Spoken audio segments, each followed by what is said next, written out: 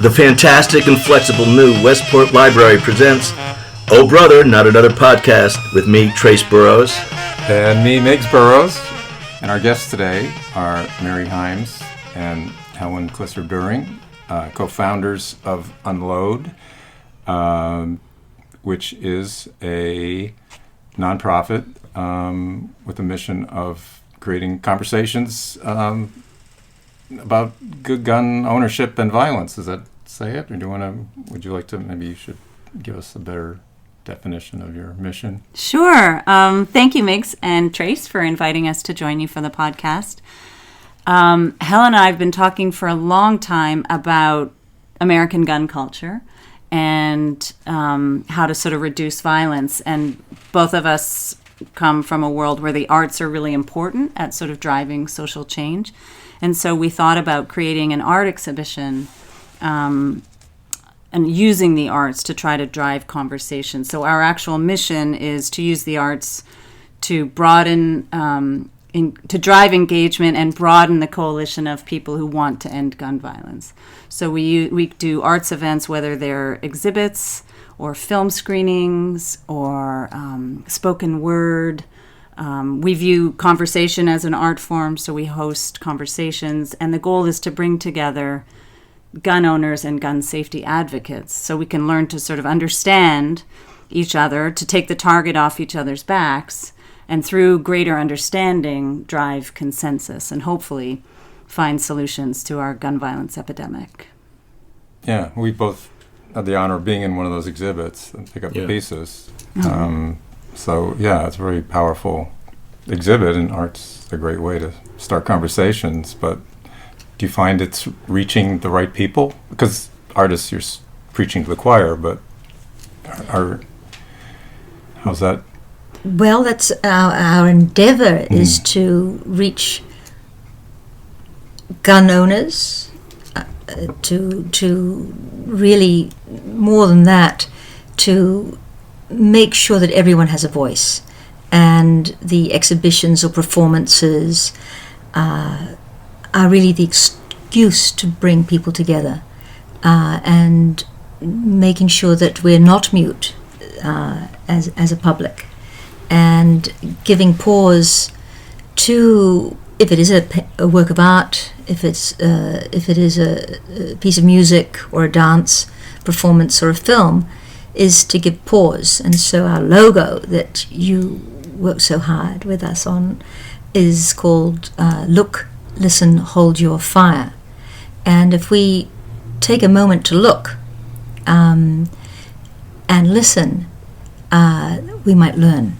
And it's really simple premise. And I think the there's not enough time where we're listening. And I think once we listen, we discover things that you might assume the person with a totally different point of view from you. In fact, you might be both concerned about the same issue. And with gun ownership, it's really about safety. So if the word safety is used, how do you make America a safer place? And it's those conversations that you sort of make these discoveries that perhaps people have always known, but people within the group of the conversation realize, it's about safety. What is safe? And learn more about those facts. And we just had a great example with JR Video. He was a street artist who worked with Time magazine last fall, and it was called JR times Time Guns in America. And it's the great debate, 245 different points of view, really debating about the gun issue in America. That I think having your own conversations, which we did around that video, and round tables, we could get teachers and hunters and doctors and Republicans and Democrats together on the same platform. And I would say, too, that one thing that keeps me totally passionate about this project is that nobody else is trying to do this, right? There's tons of gun safety organizations, and then there's the NRA or on the state level. the CCDL, for example, the Connecticut Citizens Defense League, which are very pro Second Amendment rights organizations. So nobody else is really trying to get the two sides together for dialogue. And it's hard. It's a really hard work. It's hard to find gun owners who are brave enough or open enough to sort of sit down with a gun safety advocate.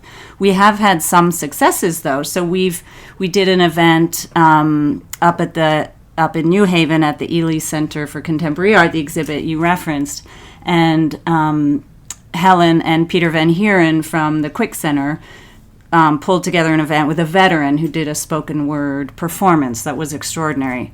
So hearing from veterans, is critical because they know guns and have ideas about civilian use of military-style weapons that is very profound. I would say the same about ER doctors, and we've done a couple events with ER doctors and hearing from them, what is gun ownership and the implications of that mean when you're sitting in an ER room or standing in an ER room with blood on the floor and trying to save someone's life.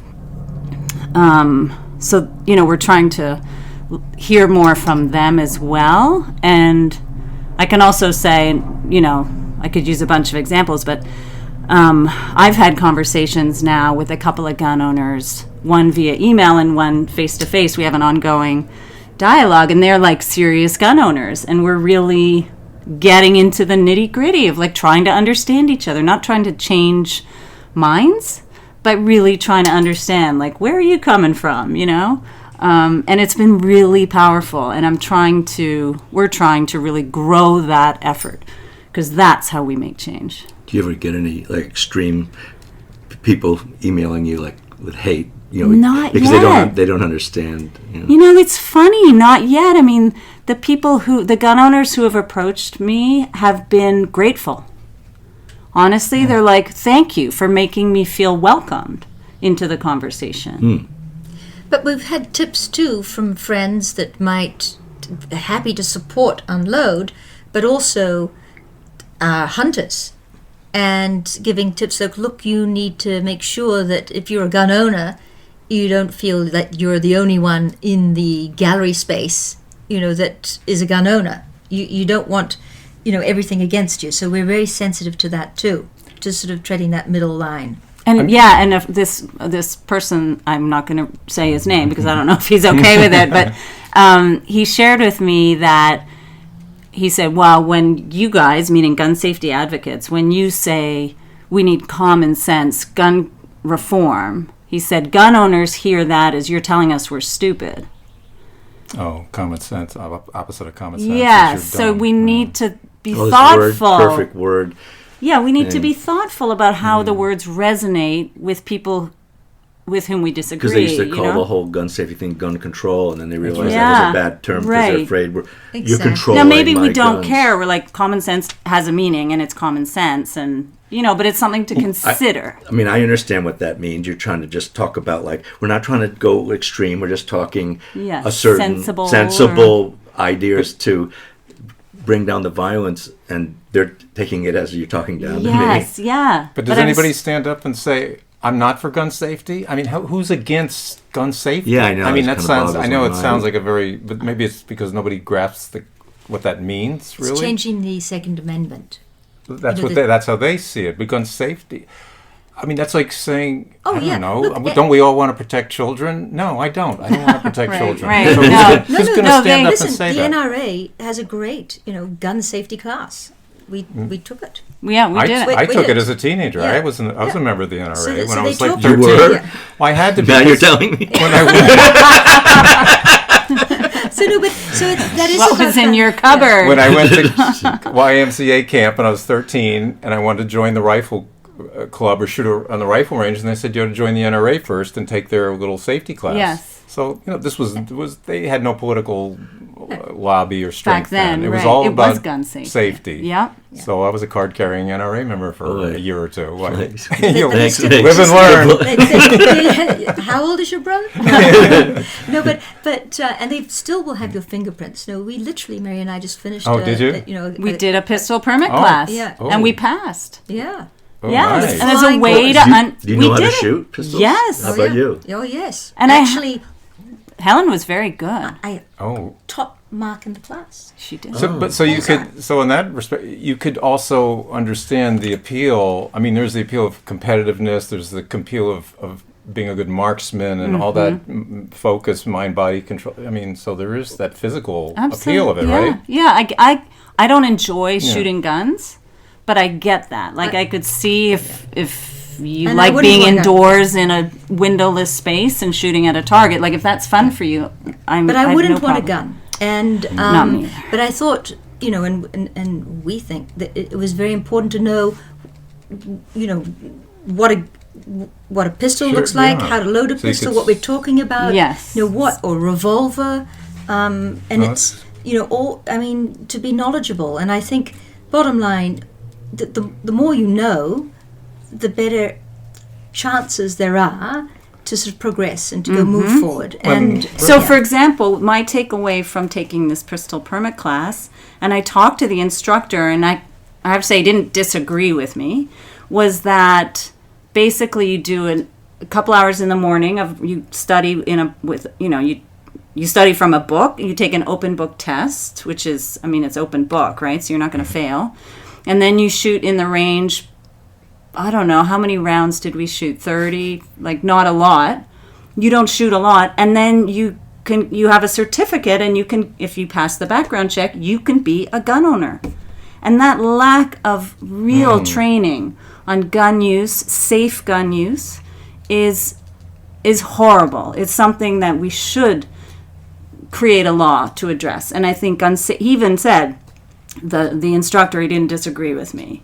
The fact that you get this certificate, it's in a day, you shoot a couple of times, and then you're able to own a gun for self-protection is absurd. It's frightening. It's really wrong.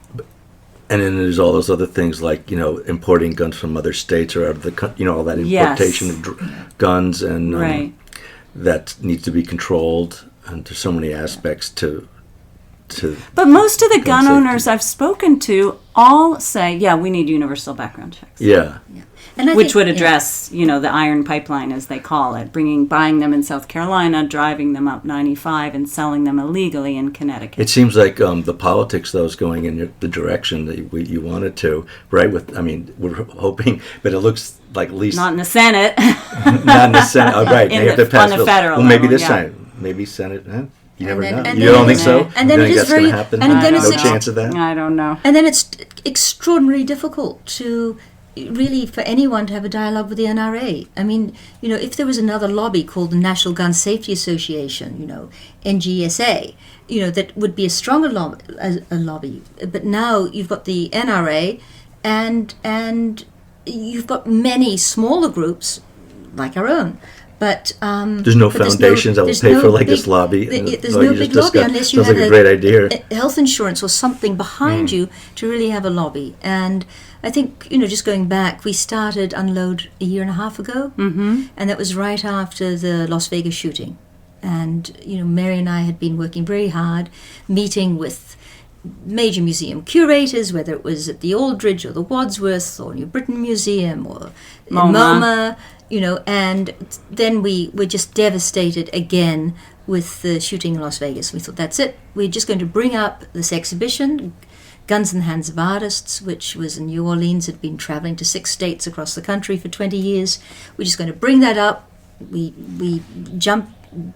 arrived at Peter von Hayden's doorstep at the Quick Center, and had no choice but to say, look, let me try my best and speak to the gallery museum director, and then bingo, we had a show last May, and that ran right through October, where we did bring up that initial exhibition. We had movement artists, these amazing dancers from Las Vegas, perform through that. We had many school groups and conversations, and from that we really got going. But it was, we're learning every moment of the way, and then working with neighborhood studios, partnering with the Westport Playhouse, as Mary said earlier, working with these amazing doctors in Hartford, with a gun buyback program, seeing the guns that come in, about 150 weapons, semi-assault weapons, all sorts of weapons that come off the street, no questions asked,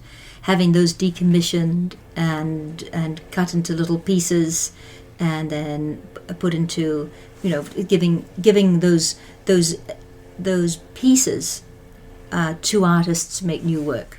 So really, in that, to keep the story going, to keep the conversation going. I saw on your site the gun buyback program. Is that part of your?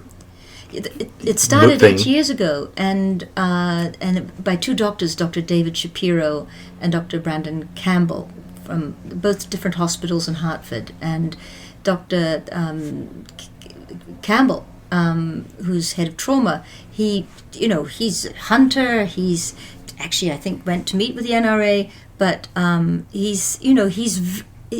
at the same time is perplexed by this senseless carnage and violence. And he's a perfect example. Like, it's our underlying belief that the majority of gun owners believe in things like universal background checks, funding research on gun violence, and safe storage, right? But that they're silent. And why are they silent? Yeah.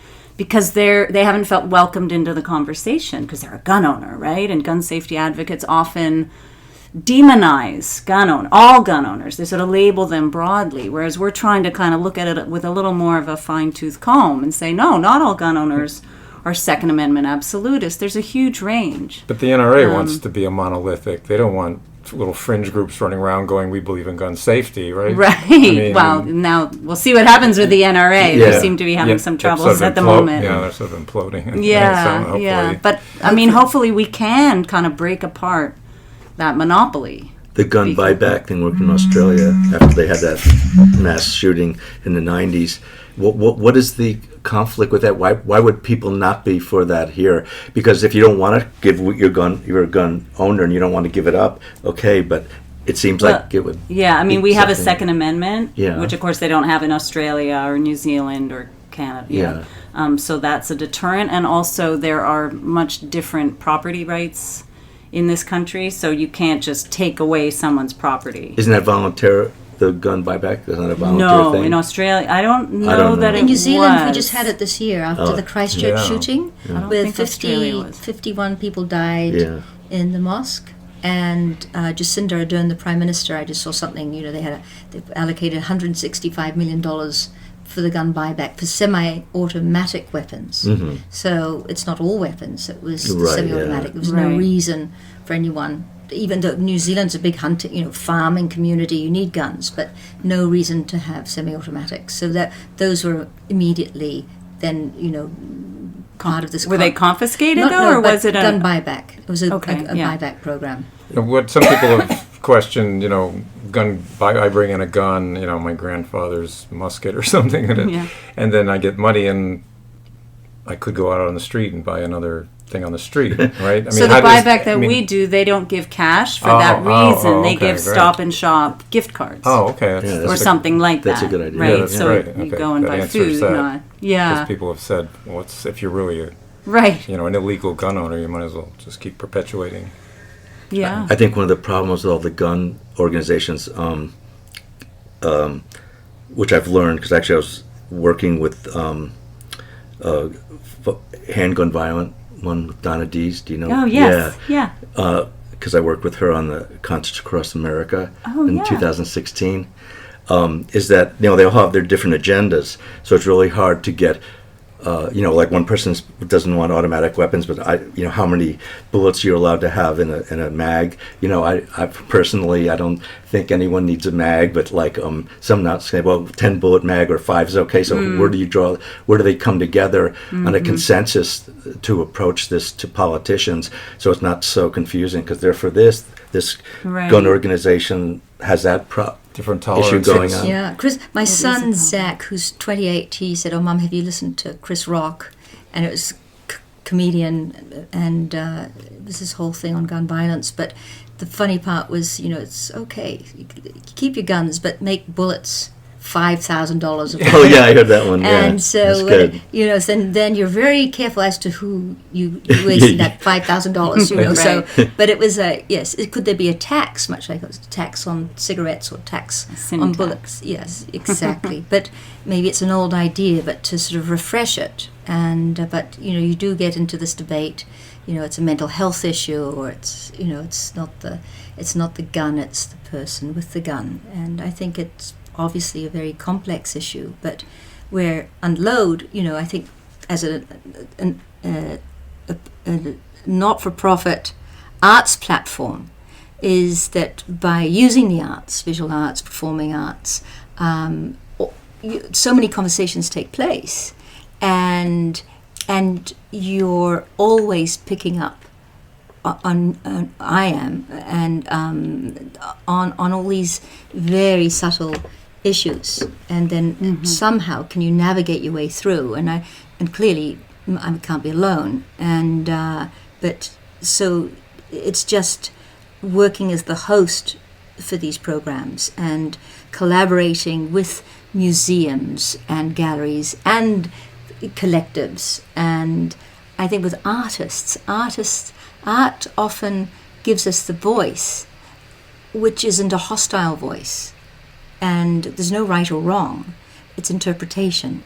So I think using the arts gives us sort of that that shield, but at the same time, well, it's it's universal. I mean, it's sort of like if you got a bunch of people together and they all like pizza, then you can talk about the differences, but you're all sharing pizza, let's say, because everyone loves pizza. Right. Oh, but let's talk about, so you start off with a commonality, so everyone doesn't feel so alien to one another. So that's why we sort of try to stay away from specific conversations about legislation and try to get more into the underlying almost values, like what are the values driving a gun owner to be a Second Amendment absolutist? That's a really interesting question.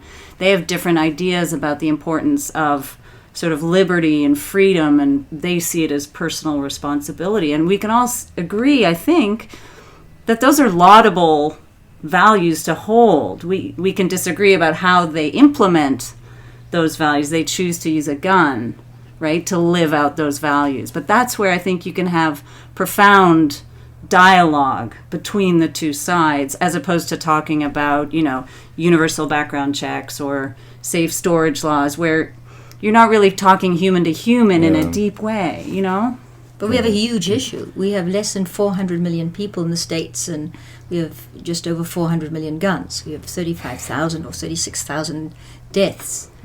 40,000 now. 2/3 are suicides. So this is a huge issue. It's not going away. So how can we as a nation address it? And clearly there's been an impasse. In the political realm. In the political realm. And I think that's what frustrates everyone. Yeah, well, it's bleeding through the whole system of the political differences, which unfortunately... We don't need to go there. No, that's but you grew up with, you've often taught when I heard you speak a few times, you talk about your family being duck hunters, right? And so you grew up with... But when you were a little girl, when you were first aware of guns, and did they scare you, or were you comfortable around them? Well, it's funny. My mom is 91 and she's bedridden, and I was just having this conversation with her, and I said, because we had a farm we went to on the weekends, and my dad and my brothers would do skeet shooting, and over there on some part of the farm, and I said, Mom, did you ever go? And she said no. I said, were you invited? And she was like, I just didn't want to go. And so I was never invited. I think it was sort of a gender issue back then. But I wasn't. I mean, I remember once my dad showing me this sort of engraved stock, I think it's called, on a long rifle. It was engraved with ducks and dog. I mean, it's beautiful. And it had been his dad's and sort of passed down. But I wasn't... I mean, they were stored in a safe, but I never went looking around for it. And I don't know why that is. It just wasn't a curiosity. But other kids obviously are curious and want to play with them. Right, yeah. And you have the two huge issues in the States where you have urban violence, and then you have this since Columbine. Right, yeah. Young boy, trench coat, mass shooting. Well, and suicide. And suicide. What's bizarre, my son was like 3 years old, and believe there's anything to do with guns in our house, culture, pictures, nothing, and he was too young we still can't figure it out to this day when my ex-wife and I just talk about it, but we'd give him toast for breakfast, and he'd take bites out of it to make a gun shape. And then, he wasn't, it was with a little happy face, and he would just like playing, and it was a gun. Bang, bang, or whatever noises he made. We go, where did he see a gun? How did he even? So you wonder if there's genetically, whether it's a male thing that's built in about this power thing that starts that early. I don't know. It was very bizarre. Yeah. And he has no interest in guns since, or. But that shape, I remember seeing an exhibition at MoMA by Case Oldenburg, and it started off with little shells and twigs, and then off it went. It was remember amazing. The glove in the yeah, shape but just of a gun. again, it's just two fingers and the thumb is a trigger. That's what it looked like. Yeah. But it goes on. I did the same thing with my two sons. We're like a no-gun house. No toy guns. Yeah. Of course, everybody gave us toy guns, left, right, and centre. But I would have all these plastic toy guns then on top of the fridge. But banana's a gun. It didn't matter. It's like cowboys and Indians. Right. Yeah. Yeah, and then I got in trouble now since toy guns have to be brightly colored and all this stuff. But when I went to college, they do? I don't think they do. No, they have like this tiny orange cap right. that you can barely see, and they fall off. That's what they do. Prop guns. You can buy a prop, any kind of these guns, automatic weapons for film things. And I needed a gun I did a film thing, and it looks like a real gun. I don't have guns. Real guns. I've never shot one, and it came with the little red thing in the end cap, of it. You can have a good look at that if you watch Netflix at 2 a.m. Good Girls. Oh, good. Yeah. And they have a toy gun with a little orange fluorescent. But they fall off. Yeah. Mm-hmm. Well, this is just an anecdotal thing. In my life, I've had 3 loaded guns pointed at me, so I know the fear of the amazing, your life flashes before your eyes. Oh my God! So nothing obviously came I know of it. The Portchester, right? When you're Portchester. Well, the worst one, and this is about the toy gun thing. When I went to college at drama school, there was an exercise of everyone had to get a gun, a toy gun, a pistol, and shoot. If you're on campus, this was an exercise in spontaneity and improvisation. And if I pulled a gun on you first and went bang, you had to fall down and play dead wherever you were, the cafeteria, in the mall, library. It was a big fun kind of thing going on, and the rest of the students it was fascinating to watch people. You get up after a minute.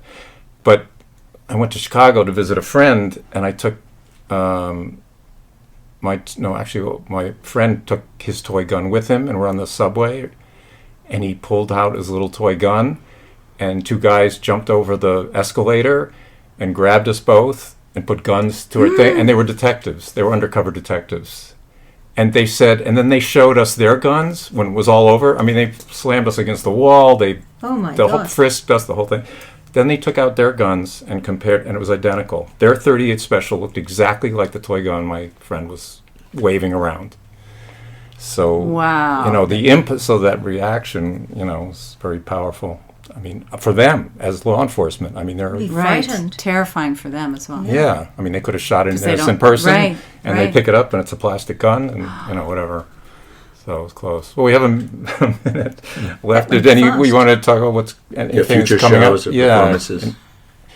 Initiatives. We have a public mural project we're doing in Bridgeport that's going to be this summer, culminating in a sort of unveiling of a public mural in September, and that's really trying to engage the youth of Bridgeport in learning how to make art and use art as a way to share their ideas, become activists, in this case about sort of gun violence prevention. And that's with Jermaine West and Darcy Hicks, and then a group of Bridgeport artists that will be mentoring the kids who are really teenagers, and that's through neighborhood studios and then the Champ program. But we're trying to engage all the former partners wherever we can. So if it's connect us, there'll be ongoing events. And people can find you on unload.org. USA. Unloadusa.org. Yeah. Okay. Yes, and we have Instagram and Facebook as well. Unload USA is our Instagram. handle, and Unload Foundation is our Facebook. Thank you. All right, thank you. Thank you. I'm Helen Klisser. Thanks a lot. Thank you very much. Really honored.